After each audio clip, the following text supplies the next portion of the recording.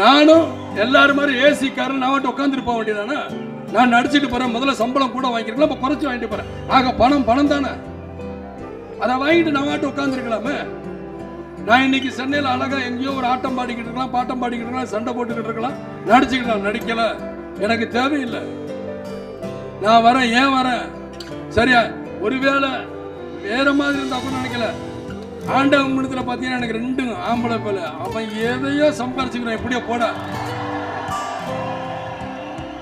என்ன கேட்டாங்க, என்னப்பா நீ மாநாடு நடத்துறியே, உன்னை ஏதாவது பண்ணுவாங்களே அப்படின்னு. என்ன மிஞ்சி மிஞ்சி என்ன சார், வருமானத்துறையில தானே பயமுறுத்த முடியும், வேற எதுலையும் என்னை பயமுறுத்த முடியாது. அந்த வருமானத்திலையும் நான் வீடு வித்து தான் நான் இந்த மாநாடு நடத்துறேன் தவிர, மீதி நேரம் என்னை மிரட்டணும்னா நான் வேட்டியை மடிச்சு கட்டிட்டு இறங்குவேங்கிறது அவங்களுக்கு தெரியாது.